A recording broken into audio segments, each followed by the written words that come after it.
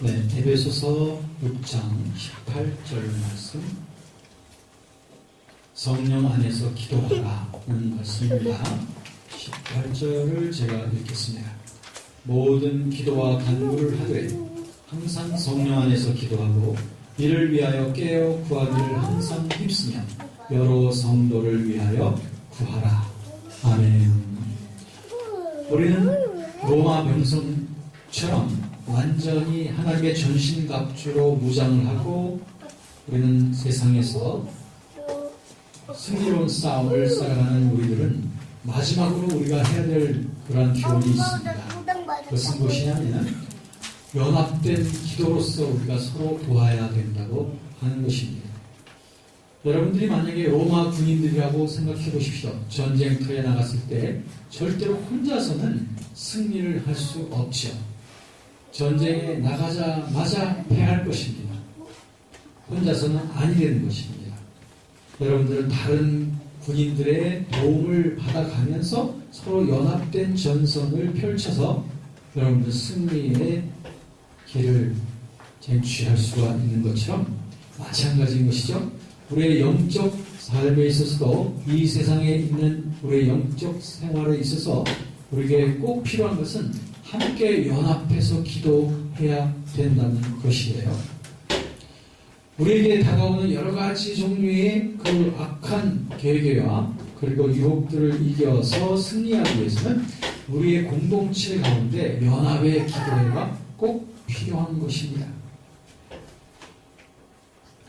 우리 주님께서도 그래서 말씀하시기를 두세 사람이 내 이름으로 모인 곳에 나도 그들 중에 함께한다 라고 말씀했던 거예요.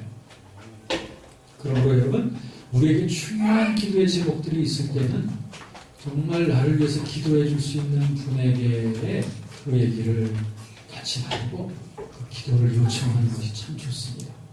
기도 안 해줄 사람한테는 기도 제목을 말할 필요가 없습니다. 기도 안 해줄 사람한테 기도 제목을 말한다는 것은 그것은 어쩌면 자기 자랑이 될 수도 있고 또 그 사람이 나를 험담을 만들 수 있는 하나의 자료가 될 수 있어요. 그러나 나를 위해서 정말로 기도해 주는 사람에게 기도의 제목을 나누는 것, 이것은 우리 교회에서 성도들의 공동체 속에서 꼭 해야 될 일인 것입니다. 그렇게 함으로써 우리들은 함께 합해져 가지고 확신되어진 그 기도의 능력으로 우리는 승리해 갈 수 있는 것이죠. 보통 우리 영어 예배에서도 특별한 일이 없을 때는 2달에 한 번씩 철야 기도회를 하죠. 그 철야 기도회 때에 정말로 우리가 나눠야 될 그런 기도의 제목은 정말 어떨 때는 수치스럽고 또 혹시 다른 사람이 이것을 알면은 서로 좋지 않은 교회 내 좋지 않은 소문이 퍼지겠지라고 하면서 그런 제목들에 대해서는 우리가 꼭 기도가 필요한데도 불구하고 나누지 못할 때도 있습니다. 사실은 그렇습니다. 우리가 모든 기도 제목을 다 나눠야 되는 것은 아니고요. 그러나 우리가 같이 모여서 같이 하나님의 나라를 위하여 하나님 나라를 세우기 위한 그런 기도라든지 이런 것들은 수치스러울 이유가 없는 것이고 이런 부분들을 같이 합심해야 합니다.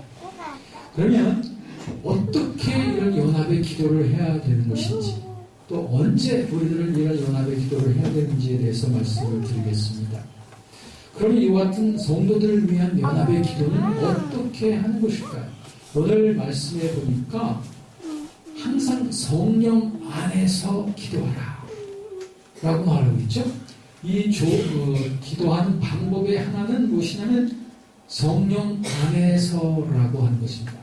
성령 안에서라고 하는 말은 성령을 따라서 성령의 인도하심을 따라서라고 하는 말하고도 똑같은 거예요. 이게 무슨 말인고 아니? 성령 안에서 기도한다는 것은 우리 안에 성령님이 거하시잖아요. 즉 하나님의 영이 거하시죠. 그 하나님의 영이 우리에게 없다면 그리스도의 사람이 아니라고 그랬죠. 그러므로 우리들은 다 하나님의 영을 모시고 있는 자들이에요. 하나님의 영이 우리 안에 거하신다면 하나님의 영이 우리를 이끌어가기를 원하시는 거예요.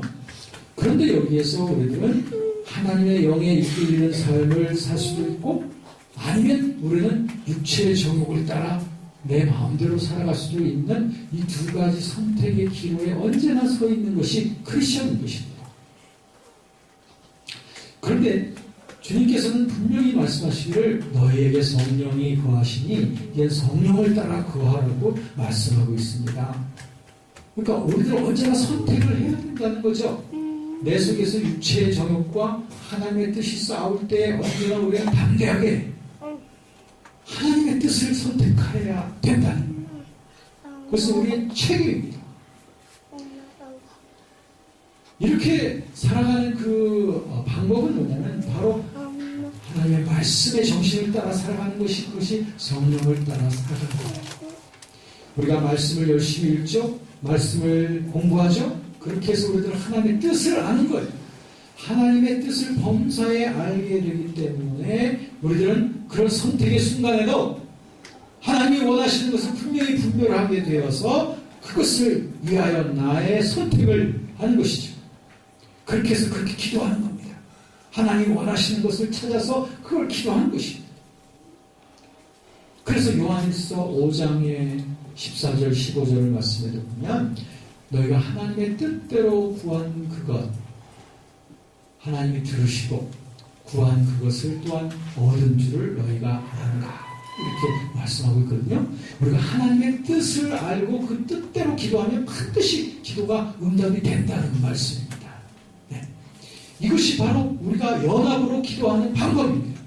우리 성도들이 어려움이 있습니까? 질병 가운데 있습니까? 아니면 여러 가지 기도 제목이 있을 때 우리들은 연합해서 기도하는 거예요. 연합해서. 그럴 때 우리는 하나님의 뜻을 따라 기도하는 것. 그게 바로 성령 안에서 기도하는 것입니다. 그런가 하면 여기에도 보면은 18절 말씀의 상반절에 보면 모든 기도와 간구를 하되 그렇습니다. 모든 기도와 간구를 하라고 하는 것은 우리가 하나님 앞에 기도하는 방법은 모든 기도, 감사, 회개, 모든 종류의 것들을 다 주님 앞에 올려드리는 것입니다. 감사만 하는 것도 아니고 회개의 기도만 하는 것도 아니고 청원의 기도만 하는 것도 아니고 우리가 성도들을 위해서 기도할 때 이 모든 종류의 기도를 다 하면서 성도들을 위해서 기도해야 되겠다. 사도 바울 선생님은 빌립보서 4장 6절 그리고 7절에서도 비슷한 말씀을 하고 있어요. 항상 범사의 모든 것을 놓고 다 기도와 간구로 감사로 하나님께 아뢰라고 했죠. 거기도 기도와 간구, 감사 온갖 종류의 마음의 깊은 마음을 담아가지고 다 주 앞에 드리라는 거예요. 이것이 바로 우리가 성도들을 위해서 기도해야 될 우리들의 방법입니다. 그러한 생각을 많이 갖습니다. 뭐냐면, 와, 우리가 기도할 수 있다는 것이 얼마나 커다란 특권인가. 이렇게 광대하시고, 이렇게 넘치는 능력과 못하실 것이 없는 하나님을 내가 아버지로 모셨고, 그 아버지 하나님의 그 능력과 지혜와 인도하심과 보호와 이 모든 것을 받을 수 있는 그 통로가 기도라면, 이거 기도 많이 한다고 해서 돈 많이 내는 것도 아니고 속된 말로 정말 이 기도라는 것을 나의 삶 속에 늘 생활화하게 되어진다면 이게 얼마나 커다란 능력이고 축복이겠습니까? 이렇게 좋은, 이렇게 풍요로운, 이렇게 넘치는 축복의 도구인 이 기도를 우리가 등한히 하고 있다면 이게 정말 엄청난 손해인 거예요. 마치 내 뒷뜰에 금은 보화가 묻혀져 있는데도 그것을 캐내지 않고 있는 어리석은 자와 똑같은 것이죠. 여러분, 기도할 수 있습니다. 우리는 기도를 통하여 하나님의 보좌 앞에 나갈 수 있습니다. 기도를 통하여 하나님의 그 무한한 능력과 축복을 이 땅에서 경험할 수 있습니다. 그것이 기도의 능력입니다.